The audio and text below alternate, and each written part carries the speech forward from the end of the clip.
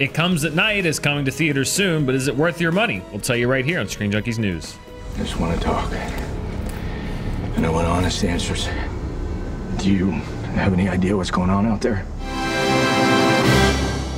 Hi, I'm Dan Merle. And I'm Roth Cornett. And we are here to review A24's latest release, It Comes at Night, which is hitting wide release this weekend. Now, this is a movie that has been at the film festivals. It's gotten some advanced buzz. I will say, much like The Witch, which opened early last year, this is a movie where I don't believe the marketing should be trusted. No, and it's, I think also like The Witch, the people behind the marketing are in a tricky situation. Because when I saw The Witch is basically... It is, are you ready for Old English? And a tale of recruitment. You know what I mean? Yes. It's like basically a recruitment mission. Yeah. And it's a character story. It's beautiful. I love The Witch. But they were put into a position of how do we sell this movie? And now coming out of Sundance, all the critics said, this is the scariest movie you'll ever see. The greatest horror film of the last decade. Right. Right. And they probably meant it, right? Because it served them. But then when horror fans got their hands on it, they said, this is not what we had in mind. And The Witch is not a broad appeal movie. Right. I liked it, but it wasn't necessarily my cup of tea across all levels. Like it's tonal. Yeah. It's an atmosphere piece. Very much an atmosphere. It's not something where, you know, kind of like Alien, where it's similar, but it's building up to this big thing at the end. And The Witch is not like this. And this movie for me was the same way. It's very much about atmosphere. It's very much about character. Yeah. It's very much about setting a tone, but it's not so much about what I think a lot of fans and a lot of horror fans and movie fans will be expecting is this build up to a big climactic showdown of some sort. Sure. The first couple of things that I thought about it coming out of the film. Well, I was like, well, the pull quotes are straight up bummer and the feel good movie of the year for those who hate humanity. Pretty much, yeah. But in addition to that, it feels very much like a film not of its time. It feels like a film from the 70s to me, in a good way, in a very good way, in a way that it is about character. It is about sort of posing a very simple, very clear moral dilemma and asking yourself with the characters, what would I do? When really there is no good answer. Yeah. It's very adult in that way. It trusts the audience, which I very much appreciated, because there are two tropes that tend to drive me bonkers. One is we ran into each other into the jungle for no good reason, and there's information that I have for you, but I'm going to be very evasive and not tell you. Like, there's a thing happening. Yeah. Goodbye. That trope, and that happened on a couple of TV shows that I love just to kind of keep the mystery building. Doesn't do that. And it doesn't do what our producer calls the wandering doctor, where it's like, do you recall virus 8264? Well, Yes. this is what's happening. No. It's very natural dialogue that assumes that the people in the scenario understand what's happening in this world to the degree that they do. Let's set up what's happening in this world. Well, and yeah, without getting too much into the movie, because again, it's not a plot-driven movie, so I don't want to get too much into it, but the basic outline of it is Joel Edgerton is the head of this family. They're in this secluded house in the woods. Something has been making people sick in the outside world. We don't know exactly what it is. We know that it is lethal. And then it's kind of like that old setup, you're the last man on earth, and suddenly there's a knock at the door. Sure. You know, a new party enters the situation, and you know, so much is about, are they sick? Do they know more than they're telling? Can we trust them? What's their background? Where are they coming from? And that's so much of the interplay of this movie is, you know, this kind of isolated family who's been touched by this mystery illness. Maybe they know what caused it. We certainly don't know what caused it. Yeah. And are they willing to open their lives up to these new people? Yeah, and it's an interesting film too, in the sense that that's not the point. The point of what caused it and what the solution is not what it's at play here. It's a virus. It seems to be some kind of virus. Yes, is what I picked up. They're also another thing about the marketing. They're calling it an unnatural event. It's nothing could be more natural than a virus disease. That's what's been taking us out forever. Well, and again with the marketing, and I feel like it's important to distinguish the marketing here from the movie, because the marketing for this movie, and I get it, it's hard to sell a tonal piece about morality in the apocalypse, perhaps. Yeah. But the marketing is relying very heavily on certain elements of this movie, particularly with the more horrific scenes that they're showing. And kind of selling that as the linchpin of the movie. Sure. Where, I don't think it's spoiling anything to say, and I think you kind of should go in with your expectations adjusted. That's not what this movie's about. No, it's not. It's about the performances. It's about the visual aesthetic, and it's about these characters, but these characters in a very specific circumstance. This is what I noted. These are mirror families. It's a mom and a dad and a child in both. Small, intimate. Everyone's got good intentions. Everyone seems like not only a decent person, but maybe even in their previous existence, an extraordinarily decent person. Yeah. Who wants to do the right thing and truly doesn't know what it is. In that way, and in that way only, there are no zombies. Yes. It's like The Walking Dead in that sense, yes. In the smaller character-driven episodes of The Walking Dead, which some people don't like, by the way. When I was watching The Walking Dead, that is what I liked. Yeah. It feels more to me like I'll sell it in the marketing. It's more like the Telltale game. The Walking Dead, where you also feel very challenged and invested and unsure of what you would do.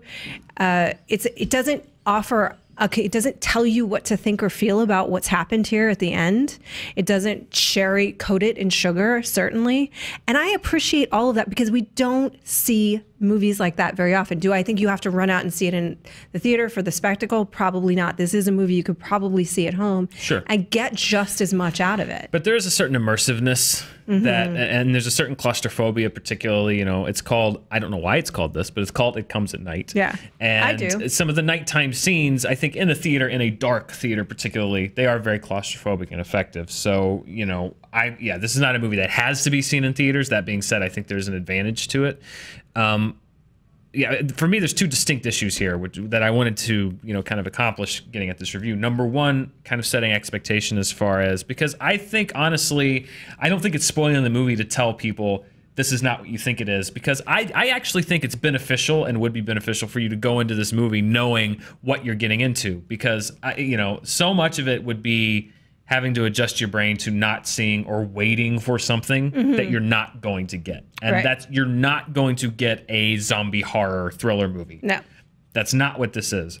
So I think that's kind of, I think people should know that. So for me now, the second part is, given what it is, what I think of it. And that is a much more complicated question, because this movie has a lot of elements. It's very well acted. It's very well directed. It's very well shot. The pieces, for me, have no problems. It's looking back on it and saying, what do those pieces combine to make? That's where I'm having some issues with the movie. So that's interesting, because I took away two large things. One, It Comes at Night. A friend of mine that I was sitting with, we were watching it together, and that's the first thing he said. He said, well, what comes at night? And I was like, fear.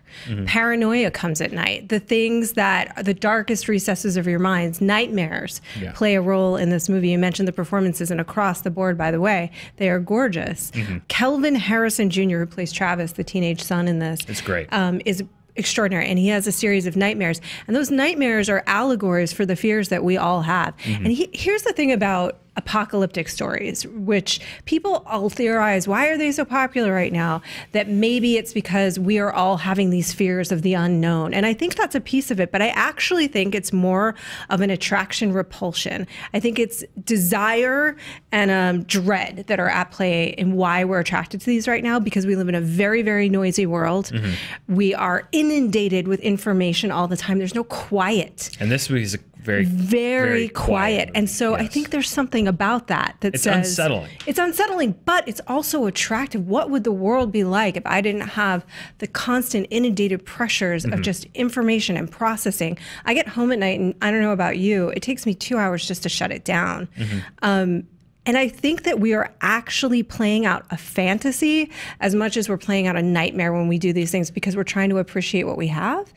And unearth the fears that are so repressed by stimulus, constant stimulus. Does that make any sense? No, it does. And I think that's the discussion, again, that people are going to have with this movie. And I think why this movie's not for everybody, which is that, I love that interpretation of the title, and it's a very complex examination of the film. And I think for people that like that kind of thing, that not so much that need everything answered for them, but people that enjoy ambiguity, people that want to go to a movie and throw whatever they like onto it and really examine it, then this is definitely one of those. For me, personally, as my taste is, I felt like there were several different messages that I think the movie could have conveyed. I didn't think that it was directed and performed in a way that would inform the viewer in any way as to what it was trying to say. And again, that's a personal preference thing. A lot of people like David Lynch because he doesn't provide clues or context usually to anything that he does. He just kind of throws out whatever's in his head. Exactly. He throws out whatever's in his head, and he says, I don't have the answers. You come up with the answers. Sure. For some people, that is a great puzzle to solve. And for some people like me, it's just incredibly frustrating because, I'm not saying you have to spell everything out for me, but I like for you to give me some clues or some, I want to figure this out with a filmmaker. Yeah. I don't want a filmmaker to just kind of throw something in my lap and say like, I don't know, whatever. What do you think? I like coming to that conclusion with the movie. And so that's why I say when I have trouble with the pieces coming together is there were several different themes that I think this movie was hinting at and going over. And there are a lot of red herrings that they drop throughout the movie, little plot things of, oh, this guy said this, so should he be trusted or should he not be trusted? Mm-hmm. Like oh, that was an interesting thing that he said there. But the movie itself doesn't follow up on it at all. Like they're just kind of these little things. And again, I get that that's a preference thing. For me, I find it more frustrating than invigorating and appealing for a movie to just throw a bunch of stuff at me and then at the end say, I have no conclusions for you and I have no clues for you to follow to reach those conclusions, and just it is whatever you want it to be, and roll credits. That is such a preference thing. Yeah. And that's what I'm struggling with this movie is the pieces are so well put together. But when I look back at the picture, I don't really see that they amount to anything. It was just a bunch of pieces. Sure. I don't quite see it like that. David Lynch is more or less successful and you like him more or less depending on his work. But this is nowhere near as opaque as a David Lynch offering. No. That was used that's not a one-to-one example. No. Yeah, for sure. So like this to me is a very clear narrative to follow. When those questions come up around should this person be trusted or not, I feel like that's placing you directly into Joel Edgerton's position. You don't know. Right. It could be something. It could be nothing. And then what do you do? In those circumstances, what do you do? And even if you have the very best intentions, you could make a series of tiny little errors that lead to disaster. And I think that there is no answer about that. It's literally just an exploration, and it leaves us, the audience, to discuss it afterwards. I like movies like that. I can understand where it's maybe left some others unsatisfied. It is a movie that would make nihilists question their worldview. It is a bleak worldview. That's another great pull quote. Yeah, this is a movie that would make nihilist question their worldview. Yeah, so I think in deciding whether you want to see this movie or whether you want to go see this movie, a lot of that is asking yourself from your own experience, what kind of movie experience have I connected to in the past? What kind have I not connected to in the past? I certainly don't. I'm not going to not recommend this movie for not giving you the answers. All I can do as a critic is share with you how it hit me and how things have hit me in the past, which is that this is a very well produced and made movie and very effective. The atmosphere, very tense movie. My drawback is I'm just not sure at the end of the journey, looking back, for me, was that worth it?